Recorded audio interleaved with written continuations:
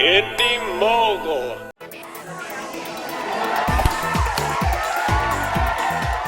Mark Wahlberg is fighting for the gold, Oscar gold. You're watching Beyond the Trailer's review of The Fighter. You ready for a title shot? Not a stepping stone anymore. He's using you. You can't be me. You had a hard enough time being you, and that's why you're in here. We're gonna train, they gotta go. Why am I the problem? I'm his blood, I'm his family. You're crazy. I'm the one fighting. Not you, and not you.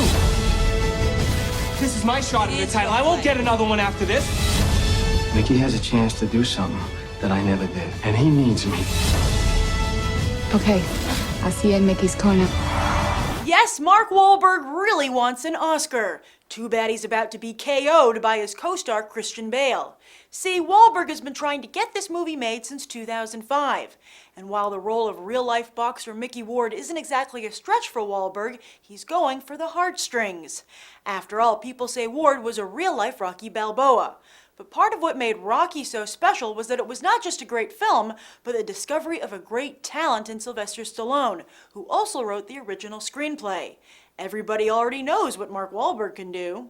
So naturally, attention is shifting to Christian Bale in the much showier role of Mickey Ward's half-brother. In the movie, Bale gets to portray what's practically become the Oscar trinity: drug addiction, prison, and the kind of jealousy that can only come from one's own hopes and dreams being flushed down the toilet.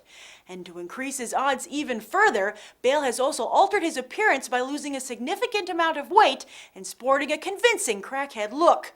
The Academy eats that stuff up. And indeed, Bale has a lot of Oscar buzz while Wahlberg has little. Oh well, at the very least, Wahlberg can use this anger and disappointment to fuel his next, hopefully better aimed Oscar shot. Now let's go find out what audiences think of the film. So whose movie is this? Mark Wahlberg or Christian Bale? Well, Christian was pretty powerful. Mark was in it longer. I don't know. What do you think? I guess it's both. I don't think you can really pick one. I mean, they're both the stars, you know? What did you think of the film overall? It was pretty powerful for a boxing movie. A lot of times they take liberties with these things, and they're not realistic. But it was a powerful story. Yeah, what did you think? It was good. You know, we're big boxing fans, and it stuck, you know, pretty much to the story. So you're boxing fans, okay, and Mark Wahlberg said that when he made this movie, he set out to make the most realistic fight scenes that have been in a film yet. Do you think he succeeded? It's hard to be Raging Bull, but they weren't bad. They weren't bad. They're a little heavy with the sound effects, but you know, it felt like you were, you know, a real TV fight. Oh, cool. Oh, what'd you think? For a boxing movie, it was pretty good as far as the boxing scenes. It is hard to be realistic in there completely, but it was action. For people who've seen a lot of boxing movies, why should they see this one? How is it different? Is it different? Well, it's not so much about the boxing; it's about the story. The family, maybe? And about the family, and I think it's not a boxing movie per se. It's the story behind it, and that's what a lot of boxing fans don't see. They see the action in the ring. They don't see what happens behind the scenes. What do you think? Yeah, I mean, it's definitely true. I mean, it's a good boxing movie, but it's a good movie overall, not just a boxing movie. So. Well, this is a big Oscar contender.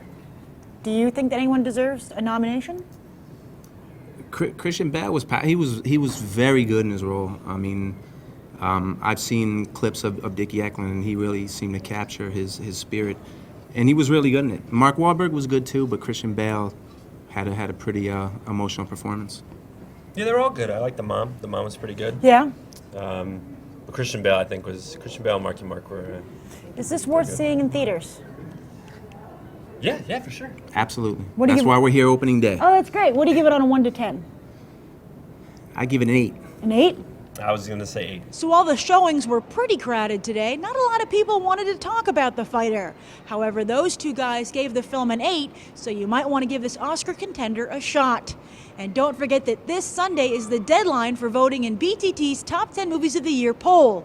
Go to this link to cast your vote, and the results will be shared in a special episode at the end of the year.